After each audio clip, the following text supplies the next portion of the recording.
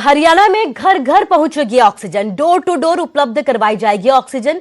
Cylinder refill की सुविधा भी उपलब्ध करवाई जाएगी। मरीजों को इसके लिए ऑनलाइन आवेदन करना होगा। सीएम के अतिरिक्त प्रधान सचिव डॉक्टर अमित अग्रवाल ने इसके निर्देश जारी कर दिए हैं। होम आइसोलेशन में अतिरिक्त सुविधा की आसानी होगी। 9 मई से इसकी शुरुआत की जाएगी। सिलेंडर रिफिल की सुविधा दी जाएगी, क्योंकि आपको बता दें कि लगातार ऑक्सीजन की कमी की वजह से कई जगह से दर्दनाक खबरें भी सामने आई है। इस बीच अब हरियाणा सरकार की तरफ से एक अहम फैसला लिया गया है। हरियाणा में घर घर ऑक्सीजन पहुंचाई जाएगी। डोर टू डोर ये ऑक्सीजन रिफिल की सुविधा उपलब्ध करवाई जाएगी। मरीजों को इसके लिए ऑनलाइन आवेदन करना होगा।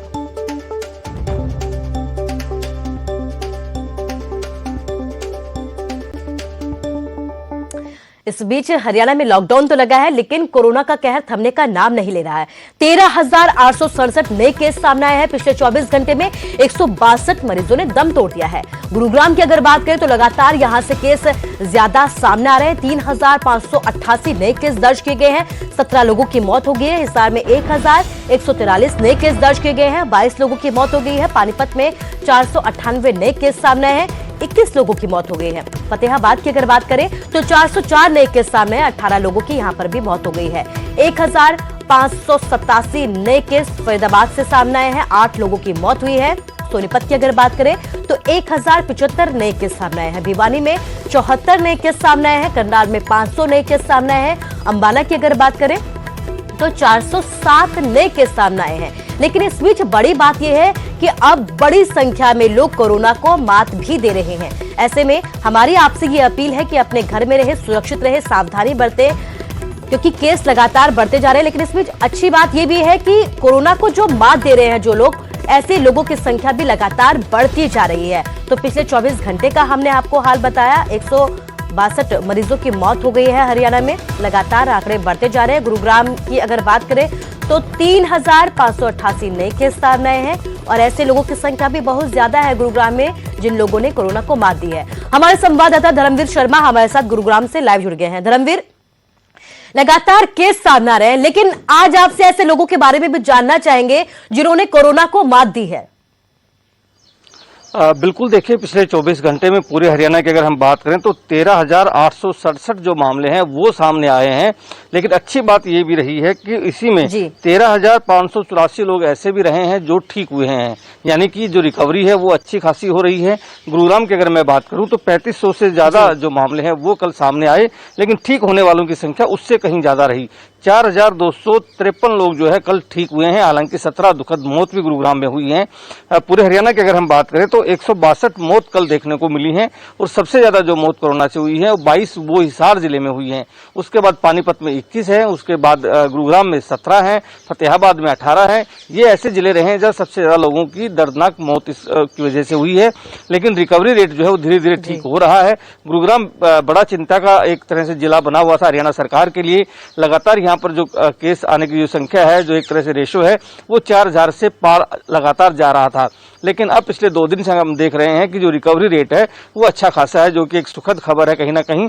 और इसीलिए प्रशासन भी लगातार लोगों से भी अपील कर रहा है कि वो सावधानी बरतें।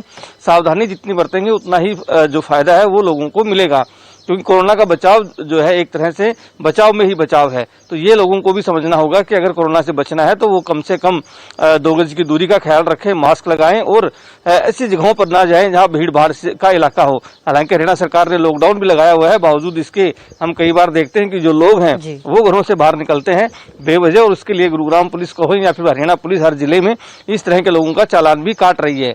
तो हम ये कह सकते हैं कि पिछले 24 घंटे में जिस तरह से मरीजों की संख्या बढ़ी है हरियाणा में, उसी तरह से रिकवरी भी अच्छी खासी हुई है। 13,000 के पार नए केस आए हैं, तो 13,000 के पार ही जो लोग हैं वो ठीक भी हुए हैं। कुसुम जी धर्मवीर, बहुत अच्छी जानकारी आपने दी है। तमाम जानकारी के लिए आपका शुक्रिया कहना चाहूंगी।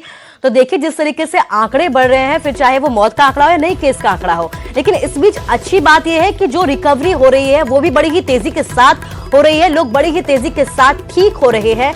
हालांकि जो मौत की खबरें सामने आ रही है, इन मौत की खबरों से हमें डरना नहीं है, सबक लेना है। और जो लोग ठीक हो रहे हैं उनसे हमें हौसला बांधना है। तो केस लगातार सामने आ रहे हैं, लेकिन अच्छी बात यह है कि लोग ठीक भी हो रहे हैं।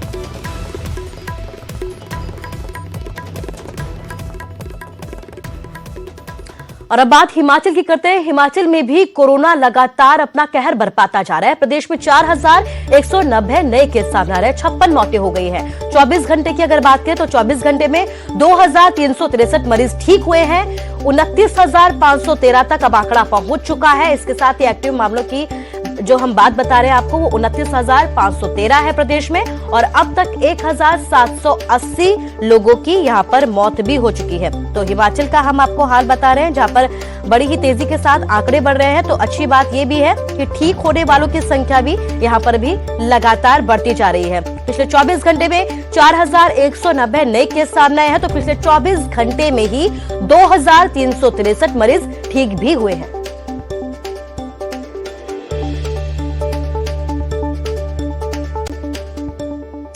तो वहीं जयराम ठाकुर ने, हिमाचल प्रदेश के मुख्यमंत्री हैं, कोरोना कर्फ्यू का जायजा लिया है। सीएम ने मॉल रोड पर स्थिति का पूरा जायजा लिया। न्यूज 18 पर सीएम जयराम ठाकुर ने यह कहा कि अर्थव्यवस्था को नुकसान नहीं होने दी जाएगी, इसीलिए ही छूट दी गई है कोरोना कर्फ्यू में। इसके साथ ही जनता का उन्हें पूरा सहयोग मिल रहा है। आपको बता दें कि 7 मई से हिमाचल में कोरोना कर्फ्यू लगाया गया है, 16 मई तक। इसके साथ ही कोरोना की रफ्तार को रोकने के लिए सीएम की तरफ से यह कहा गया है कि छूट भी दी गई है, ताकि हालात जो है ना बिगड़े, आर्थिकी लोगों की ना बिगड़े। लेकिन हाँ, हम सबको मिलकर कोरोना की चेन को तोड़ना होगा। यही वजह है कि ये कर्फ्यू लगाया गया, और इसके लिए सीएम ने लोगों से सहयोग भी मांगा है। और ये बात भी सीएम की तरफ से ये कहा गया है कि हाँ, लोगों की तरफ से सहयोग भी दिया जा रहा है।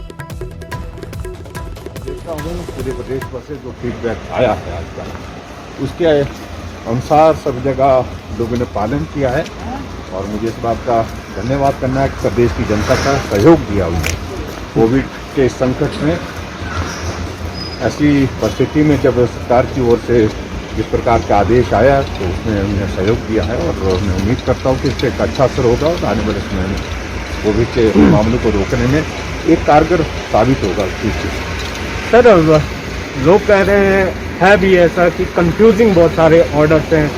अगर आप बसों में जाते हैं तो धारा 144 हट जाए। लोगों के कंफ्यूजन को कुछ लोगों ने, कुछ बुद्धिजीवी लोग हैं जो इस तरह से क्रिएशन करते हैं।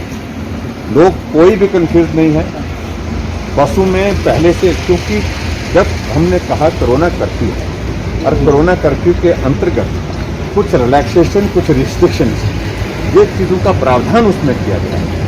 और कर्फ्यू का अभिप्राय ये नहीं होता है कि सब कुछ बंद करना होता है। रिलैक्सेशन कर्फ्यू के अंतर्गत जो है, जब लॉ एंड ऑर्डर पर भी कर्फ्यू लगता है तब उसमें भी दिया जाता है। तो ऐसी सूरत में ये विशेष तौर से विशेष परिस्थितियों का ही कर्फ्यू जो हमने लगाया है, जिसका नाम ही कोरोना कर्फ्यू दिया है, लोगों को इस बात को समझना चाहिए कि बसों में जब लोग जाएंगे तो स्वाभाविक रूप से हमने बसों की बाकायदा उसकी परमिशन दी है 50% ऑक्यूपेंसी।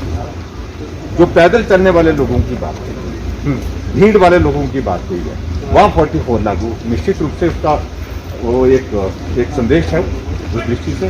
इसलिए लोग जो कंफ्यूज करने की कोशिश कर रहे हैं, वो अपने आप में कंफ्यूज है।